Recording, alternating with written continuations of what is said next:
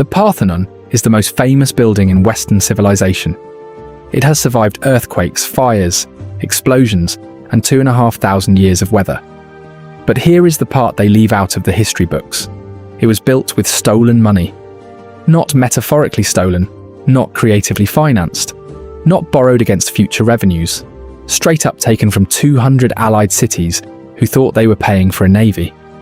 Athens looked at the defense budget and said, you know what, let's build a temple instead. And that temple ended up costing 469 silver talents. Which sounds like nothing until you realize what a talent actually was. One talent could build an entire warship from scratch.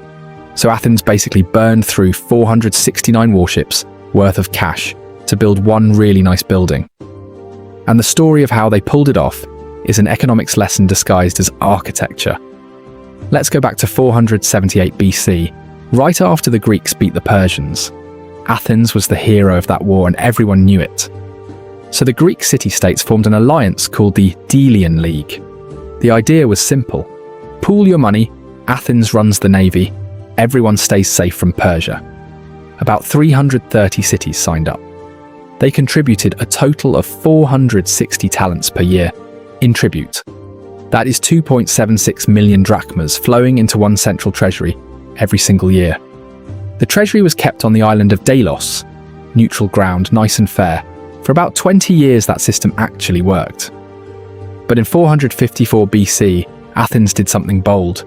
They moved the entire treasury from Delos to Athens. The excuse was security. There had been trouble in Egypt. The money needed protecting. The real reason was a man named Pericles. Pericles was the most powerful politician in Athens, and he had a vision. He wanted to rebuild everything the Persians had destroyed and make Athens the greatest city on earth. And now he had access to the biggest pile of money in the Greek world. The Delian League was collecting 460 talents a year. Athens only needed a fraction of that for actual defense. The surplus was just sitting there, and Pericles knew exactly what to do with it. In 447 BC, construction began on the Parthenon. The architects were Ictinus and Callicrates, two of the best in Greece. The overall artistic director was Phidias, the most famous sculptor alive. Pericles basically assembled the ancient Greek version of a dream team, and the first problem they had to solve was marble. Not just any marble, Pentelic marble specifically. It came from Mount Pentelicus, about 16 kilometers northeast of Athens. This marble was famous for its pure white appearance and incredibly fine grain. It also contained traces of iron that would give it a golden honey color as it aged. No Greek temple had ever been built entirely from Pentelic marble before. The Parthenon would use 22,000 tons of it. That is roughly 13,400 individual stone blocks carved from the mountain. Every day, 20 ox-drawn carts made the journey from the quarry. Each cart hauled blocks weighing up to 10 tons. The round trip took about 6 hours, and the carts ran 10 loads per day.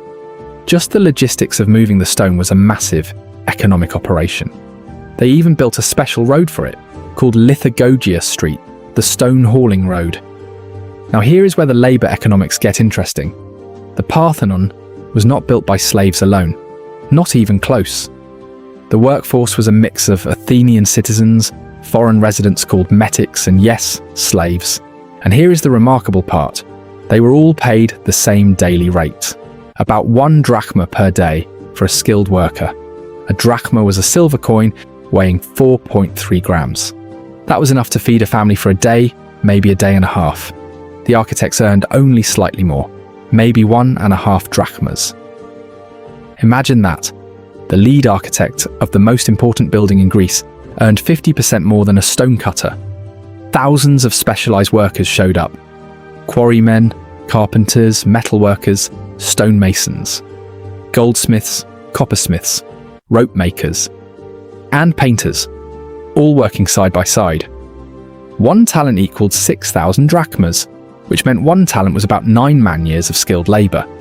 So 469 talents represented roughly 4,200 man-years of work. Spread across 15 years and thousands of workers, the math starts to make sense. But the building itself was absurdly over-engineered. The columns are not straight, they curve slightly inward. The floor is not flat, it rises, gently in the centre. The The corner columns are a 40th thicker than the others. Every single surface has subtle curves built into it. Nothing is truly straight or flat. These refinements are called entases, and they create an optical illusion of perfection. Your eye perceives the building as perfectly straight precisely because nothing is. Each of these corrections required custom-cut marble blocks. No two stones are identical. That is astronomically more expensive than just cutting straight blocks. But the most expensive thing inside the Parthenon was not the building itself. It was the statue. The Athena Parthenos, created by Phidias, stood about 11.5 meters tall. That is roughly 40 feet of goddess towering inside the temple. It was chryselephantine, meaning it was made of gold and ivory over a wooden core. The ivory was carved for the skin, the face, the arms, the hands. And the gold covered everything else. The robes, the helmet, the shield, the serpent at her feet. How much gold exactly? 44 talents worth. That is 1,140 kilograms of solid gold wrapped around a single statue. At today's prices, that gold alone would be worth over $80 million. But in the 5th century BC, the statue's total cost was estimated at around 5,000 talents.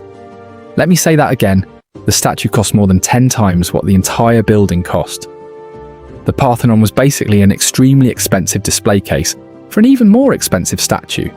And that gold was not just decorative, it was strategic. Pericles designed the gold plates to be removable. If Athens ever faced a financial emergency, they could strip the statue and melt down the gold. The Athena Parthenos was simultaneously a religious icon, a work of art, and a national gold reserve. It was the ancient world's most expensive piggy bank. The total gold on the statue represented about 2 years of the entire Delian League tribute. Now, not everyone in Athens thought this was a great idea. A politician named Thucydides, not the historian, a different Thucydides, son of Milesius, was furious. He stood up in the assembly and made a simple argument. This money belongs to our allies. We are supposed to use it for defense. Instead, we are gilding our city like a vain woman hanging jewelry on herself. That is actually close to what Plutarch says he said. The allies were paying for protection, and Athens was spending it on interior decorating. It was the ancient equivalent of a HOA, using everyone's dues to renovate only one house.